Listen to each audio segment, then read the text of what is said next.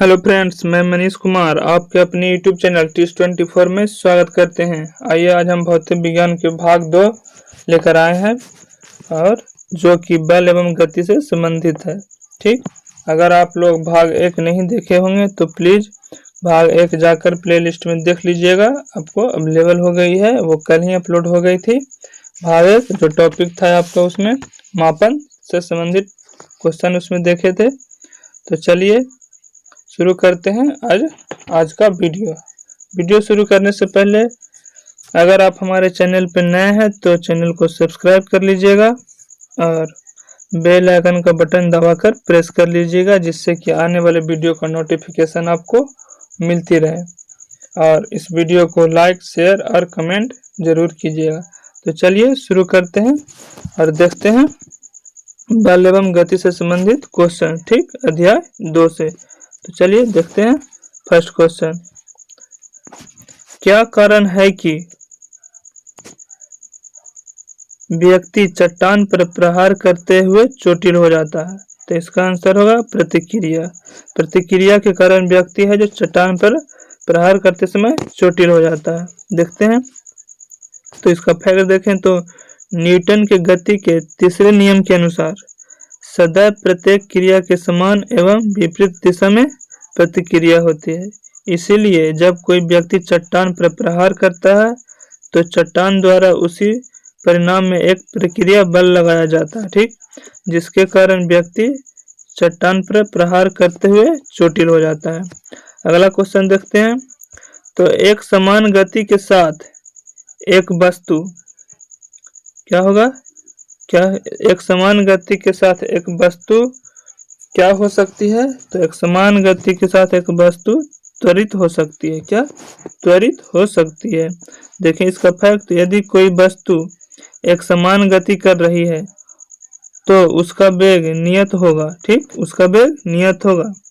एक समान गति के साथ कोई पिंड या वस्तु त्वरित हो सकती है, जिसे एक समान त्वरित कहते हैं। ठीक, आगे देखते हैं तीसरा। तो तीसरा क्वेश्चन है, निम्नांकित में कौन आभासी बल है? तो इसका आंसर होगा अपकेंद्रीय बल एक आभासी बल है। किसी वृत्ताकार पथ पर गतिशील वस्तु पर केंद्र से बाहर की ओर लगने वाले बल अपकेंद्रीय बल सेंट्रीफ्यूगल फोर्स एक काल्पनिक या आभासी बल कहते हैं। ठीक, इसकी दिशा अभिकेंद्रीय बल सेंट्रीपिटल फोर्स के विपरीत दिशा में होती है। ठीक, अभिकेंद्रीय बल के विपरीत दिशा में होती है।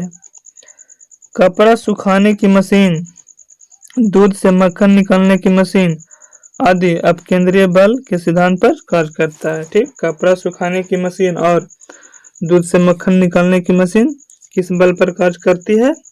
तो ये करती है अपकेंद्रीय बल पे कार्य करती है। आगे देखते हैं अगला क्वेश्चन। न्यूटन के गति का पहला नियम किससे संबंधित है? ठीक, न्यूटन के गति का पहला नियम संबंधित है आपको जड़त्व से। ठीक, जड़त्व से न्यूटन के गति का पहला नियम संबंधित है। इसका फैक्ट देखें तो न्यूटन के गति के पहले नियम को जड़त्व का नियम, लॉ ऑफ इनर्शिया भी कहते हैं। ठीक, इस नियम के अनुसार कोई वस्तु अपनी यथा स्थिति में बनी रहती है जब तक कि उस पर कोई बाह्य बल लगाकर उसकी स्थिति में परिवर्तन न किया जाए। अर्थात जब कोई वस्तु गतिशील है तो वह गतिशील अवस्था में, तथा यदि वह विराम में है तो वह विराम अवस्था में ही रहेगी जब तक कि उस पर कोई बाह्य बल लगाकर उसकी अवस्था में परिवर्तन का प्रयास न करे। ठीक, आगे देखते हैं। एक साइकिल चालक को वृत्तीय गति में किस ओर झुकना चाहिए? ठीक, तो एक साइकिल चालक जब साइकिल चलाता है तो वृत्तीय गति में मुड़ता है तो किस ओर झुकनी चाहिए?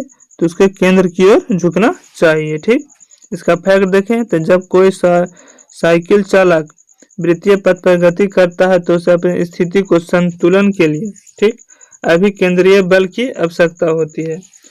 इसी के कारण जिसे प्राप्त करने के लिए, अभिकेंद्रीय बल प्राप्त करने के लिए वह व्यक्ति साइकिल चालक है जो केंद्र की ओर झुक जाता है। आगे देखते हैं। वृत्तीय पथ पर गतिशील एक वस्तु का उदाहरण है। तो एक समान गति और चर वेग। ठीक, वृत्तीय पथ पर गतिशील वस्तु का उदाहरण है एक समान गति और चर वेग। इसका फर्क देखें तो जब कोई वस्तु किसी वृत्ताकार मार्ग पर गति करती है तो उसकी गति को वृत्तीय गति कहते हैं। वृत्तीय गति में गतिशील वस्तु की दिशा सदैव बदलती रहती है। वृत्तीय गति में गतिशील वस्तु की दिशा सदैव बदलते रहती है। देखिए कैसे बदलती है। तो ये राउंड है, इसमें आपको वो आदमी इधर से राउंड कर रहा है। ठीक, तो इसमें आपको कैसे बदलेगी दिशा। तो देखिए अगर आदमी यहाँ से इधर जाएगी तो इसकी गति इधर होगी, फिर यहाँ से इससे होगी, फिर यहाँ से इधर होगी। इसी तरह इसी के कारण आपको वृत्तीय गति में उसकी मार्ग है, उसकी है जो गतिशील वस्तु सदैव बदलती रहती है उसकी दिशा, तथा वह वस्तु किसी निश्चित व स्थिर बिंदु से एक निश्चित दूरी पर रहता है। यदि वस्तु एक समान चाल से गति करे तो उसकी गति को एक समान वृत्तीय गति कहते हैं। ठीक, यूनिफॉर्म सर्कुलर मोशन कहते हैं। वृत्तीय गति एक त्वरित गति होती है। कैसी गति होती है? त्वरित गति होती है, क्योंकि वेग की दिशा प्रत्येक बिंदु पर परिवर्तित होती रहती है। आगे देखते हैं, अगला क्वेश्चन है रॉकेट किस सिद्धांत पर कार्य करता है। ठीक, रॉकेट किस सिद्धांत पर कार्य करता है? तो ये रेखीय संवेग संरक्षण के सिद्धांत पर कार्य करता है। फैक्ट देखें तो रॉकेट रेखीय संवेग सिद्धांत पर कार्य करता है, कंजर्वेशन ऑफ लीनियर मोशन पे।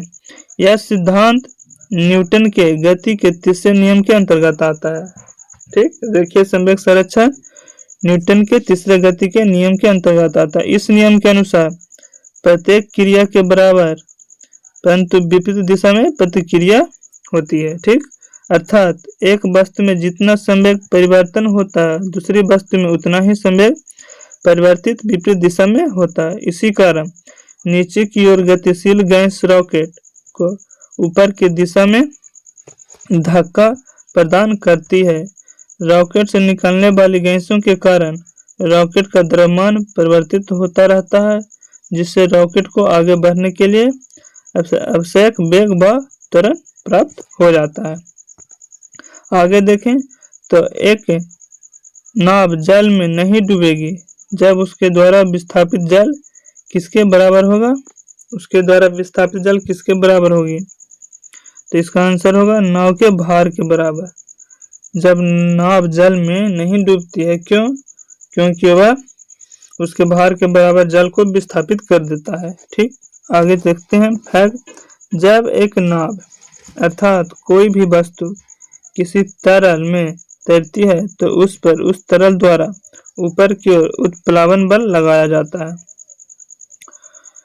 आर्किमिडीज के सिद्धांत के अनुसार जब कोई वस्तु किसी तरल में पूर्णतः या आंशिक रूप से डुबोई जाती है, तरल या पूर्णतः आंशिक रूप से डुबोई जाती है, तो उस पर लगने वाले उत्प्लावन बल उस वस्तु द्वारा विस्थापित तरल के भार के बराबर होता है। ठीक, यदि कोई वस्तु तैर रही है तो उसका अर्थ है कि वस्तु द्वारा विस्थापित किए गए तरल यानी तरल का भार वस्तु के भार के बराबर है। ठीक, आगे चलते हैं। सभी मूल आधारित बलों में सबसे कमजोर बल कौन सा है? तो गुरुत्वाकर्षण बल सबसे कमजोर बल है। ठीक, देख लेते हैं इसका फैक्ट। तो प्रकृति में 4 मौलिक अथवा संपर्क बल पाए जाते हैं। पहला गुरुत्वाकर्षण बल, दूसरा दुर्बल नाभिकीय बल, तीसरा विद्युत चुंबकीय बल और चौथा प्रबल नाभिकीय बल। ठीक, देख लेते हैं गुरुत्वीय बल, इसको बोलते हैं इंग्लिश में ग्रेविटेशन फोर्स। सबसे कमजोर बल परंतु अनंत परास वाला बल है ये। ठीक, इनफाइनाइट रेंज वाले ये बल है। दूसरा दुर्लभ नाभिकीय बल, वीक न्यूक्लियर फोर्स। ठीक, तो ये दुर्लभ नाभिकीय बल दूसरा सबसे कमजोर बल है, परंतु यह कम प्रयास वाला बल है, शॉर्ट रेंज वाला।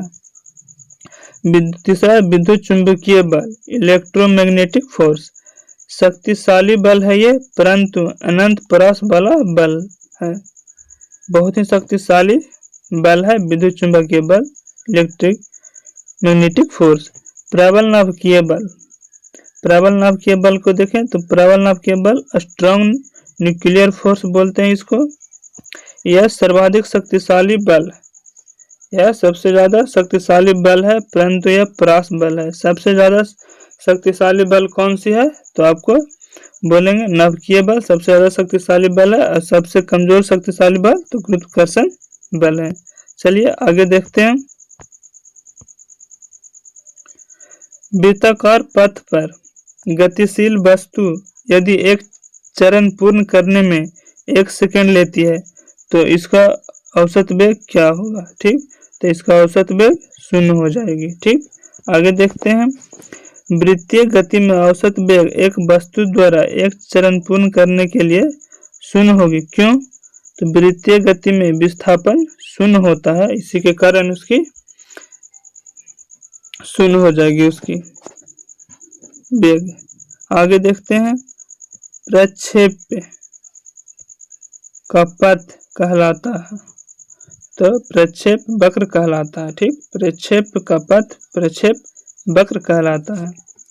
प्रक्षेप वह वस्तु है जिसके बल के प्रयोग के द्वारा ऊर्ध्वाधर दिशा अथवा अंतरिक्ष में फेंका जाता है।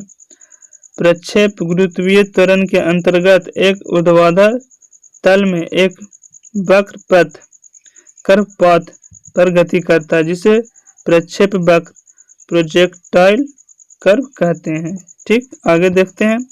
रेल की गति किस प्रकार की गति का उदाहरण है, तो ये रूपांतरीय गति का उदाहरण है रेल की गति।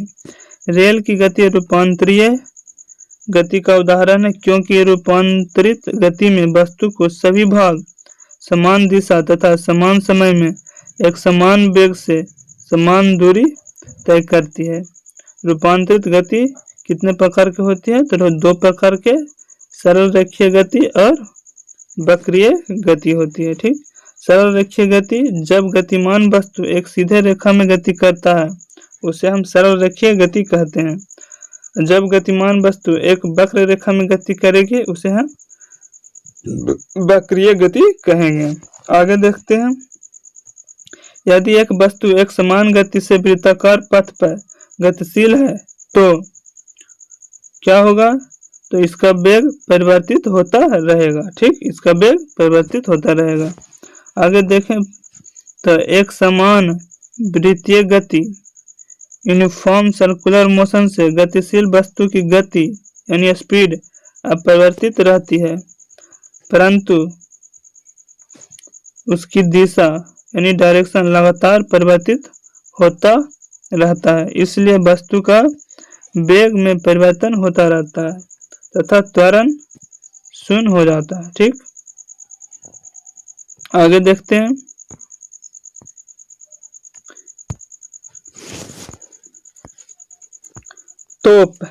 तोप से एक गोला दागा जाता है। ठीक, गोले की गति क्या है, तो ये प्रक्षेप गति है। गोले की एक गति है जो प्रक्षेप गति है, क्योंकि ये कर्व पाथ से होते हुए जाती है। तोप में गोले दागा जाता है, जो गोले की कौन सी गति होती है, तो प्रक्षेप गति होती है। देख लेते हैं इसका फैक्ट। तो तोप के गोले की गति प्रक्षेप गति प्रोजेक्टाइल मोशन का उदाहरण है। प्रक्षेप गति में वस्तु परवलयाकार पथ का अनुसरण करती है। जब तोप से गोला दागा जाता है तो वह धरातल से एक कोना बनाते हुए गति करता है, जिससे एक परवलयाकार पथ का सृजन होता है। कैसा, परवलयाकार पथ का सृजन होता है। तो तोप के गोले की गति प्रक्षेप गति का उदाहरण है। क्यों, क्योंकि वह परवलयाकार पथ के द्वारा जाता है। आगे देखें तो क्रिया और प्रतिक्रिया क्या है। क्रिया और प्रतिक्रिया तो समान परिणाम वाले होते हैं क्रिया और प्रतिक्रिया। ठीक, देखते हैं इसका फैक्ट। तो न्यूटन के गति के तीसरे नियम के अनुसार क्रिया और प्रतिक्रिया न्यूटन गति के तीसरे नियम के अनुसार ही संबंधित है। तो न्यूटन की गति के तीसरे नियम के अनुसार सदैव प्रत्येक क्रिया के बराबर विपरीत दिशा में प्रतिक्रिया होती है। ठीक, क्रिया और प्रतिक्रिया बल सदैव समान परिमाण वाले होते हैं। क्रिया और प्रतिक्रिया बल सदैव समान परिमाण वाले होते हैं। आगे देखते हैं वॉशिंग मशीन का कार्य सिद्धांत क्या है। तो अपकेंद्रीय बल, अभी बताए थे पीछे क्वेश्चन में कि वॉशिंग मशीन अपकेंद्रीय बल पे काम करता है। ठीक, तो वॉशिंग मशीन का कार्य सिद्धांत अपकेंद्रीय है। वह प्रक्रिया बल जो परिणाम में अभिकेंद्रीय बल के बराबर होता है किंतु जिसकी दिशा अभिकेंद्रीय बल के विपरीत अर्थात केंद्र से बाहर की ओर हो। ठीक, विपरीत होती है, अपकेंद्रीय बल कहलाता है। ठीक ना। वॉशिंग मशीन, दूध से मक्खन निकालने की मशीन आदि ये सब अपकेंद्रीय बल के सिद्धांत पर कार्य करते हैं। देखते हैं लोलक घड़ियां, पेंडुलम क्लॉक्स गर्मियों में सुस्त क्यों हो जाती है।